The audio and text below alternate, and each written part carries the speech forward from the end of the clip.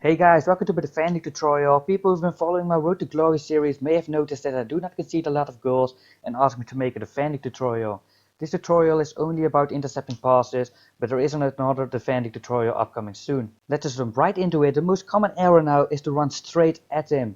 What's going to happen if you're going to run straight at him are the blue arrows. You're just going to pass it to him.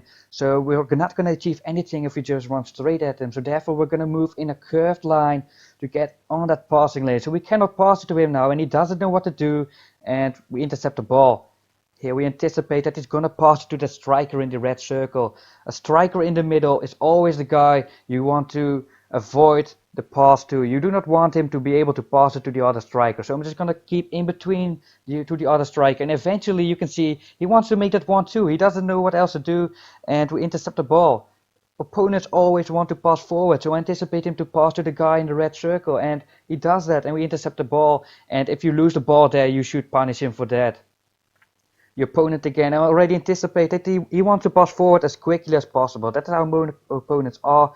That's just the way it is. And Müller already was anticipating that. And how about that of a way to punishing him that with the outside foot? Nice finish. And also Marcelo here. And look at that. We anticipate him to pass to the striker. Opponents almost always try to pass to the striker. So we anticipated that. And therefore we get an easy goal again.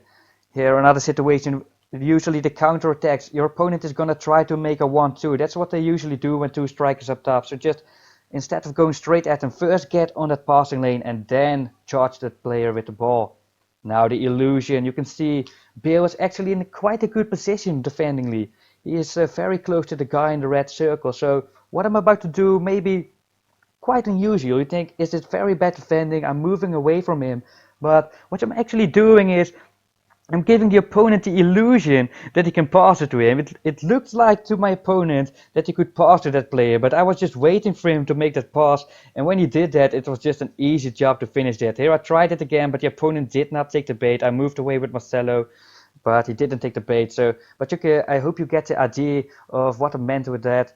Now the two at once. Instead of marking only one passing lane, we can also mark two passing lanes at once. You can see Ronaldo here running with curved movement, and therefore I'm marking both players at once. And the opponent is he doesn't know what to do now. He's a bit panicking, and he just throws a random long pass, and we intercept that, and we punish him for that. Benzema doing a bit of the illusion, making him believe he can pass to that, and he couldn't really. So he was marking two at once, combined with the illusion, and therefore we intercept that pass there.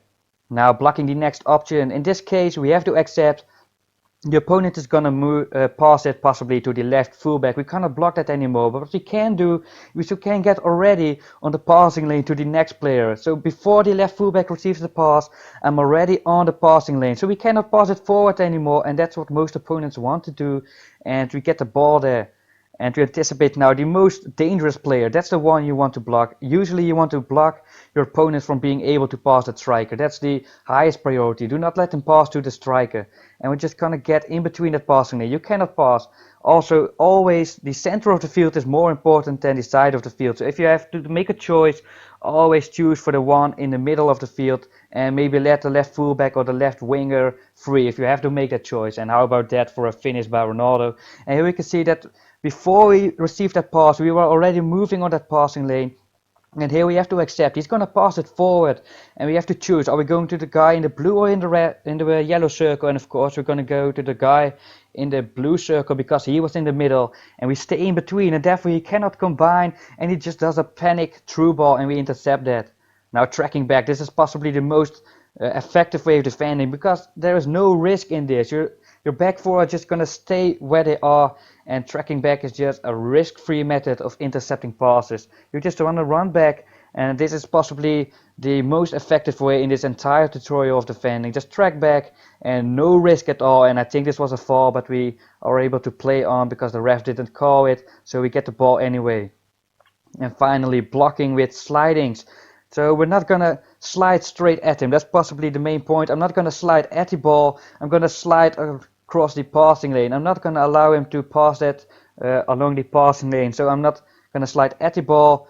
I'm going to slide in front of the ball between the two players. So I'm sliding now between the two players, and therefore I intercept the ball. But this is more risky, as you can see. You can block shots with that too, but that's why I prefer tracking back. this was it, people. If you like this content, then leave a like to this video, subscribe to my channel, and there's another defending tutorial upcoming soon and a lot of other videos. This was SOETIE. See you next time.